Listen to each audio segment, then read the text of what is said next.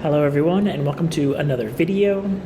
This is a video that I didn't necessarily want to make, but I feel, compelled to make, just to make sure that I don't mislead anybody. I have a lot of videos talking about all the things I like about Story of Seasons: A Wonderful Life, but I do want to make this one video as a warning because I don't think that everyone is going to love Story of Seasons: A Wonderful Life.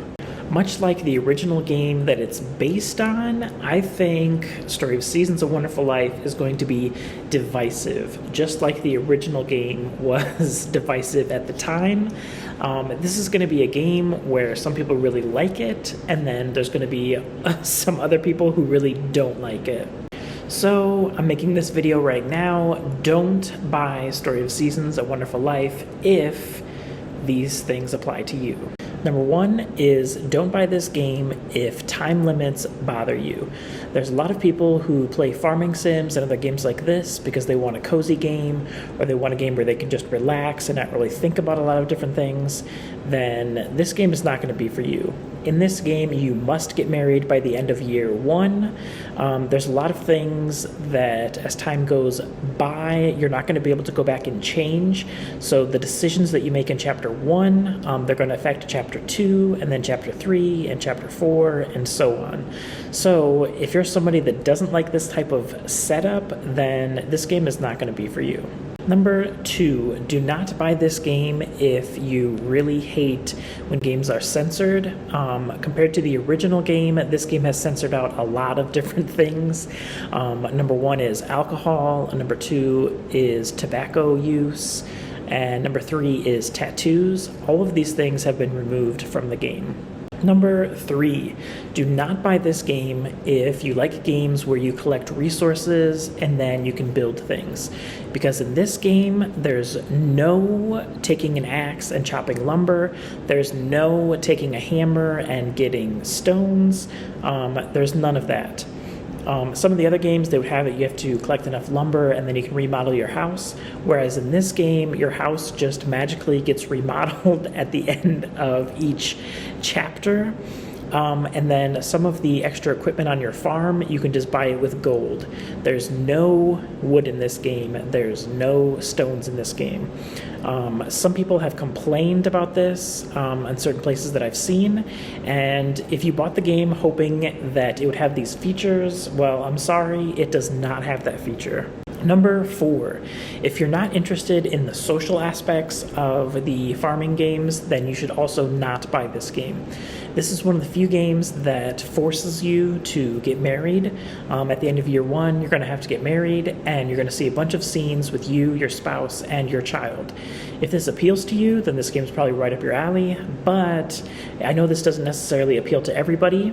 So that's one part of it. And then the other part of it is there's not really enough activities in the day if you're not going around and talking to the villagers.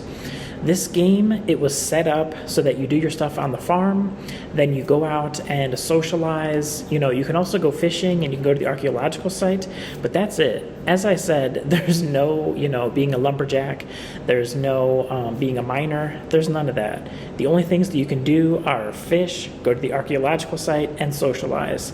So if you don't like the social aspects of farming sims, then you're probably not going to like this game. And the fifth and final reason not to buy Story of Seasons: A Wonderful Life is don't go into this game thinking that all of the mechanics and features of the original game are still going to be in this game. I'm actually not sure if this is related to the censorship, but there have been a few, let's say, features from the original game that were taken out of this game. In the original game, if you didn't take good enough care of your animals, they would die. But in this game, your animals, they never die.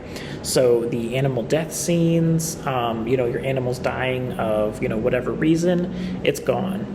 In this game, if you don't take care of your animals, they keep going. If you don't feed them, they keep going. Also, many of the features of cow breeding has just been made easier in general. When you get a newborn calf, as soon as it becomes an adult, it'll start giving you milk. It's not like the original game where the cow had to be pregnant first. In this game, baby calves, as soon as they become adults, bam, you start getting milk.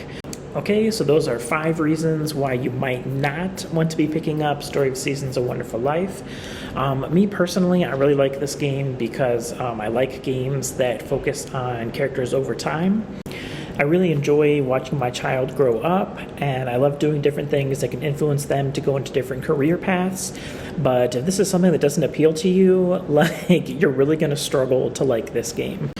So yeah, I'll probably make a video of 5 reasons why you should be getting Story of Seasons: A Wonderful Life later, but I wanted to put this video out there because I didn't want anyone to get really excited for the game and then get the game and then hate it and be like, well, Eli the Gamer, he always made this game out to be perfect and great, and now I got it and it's not so good.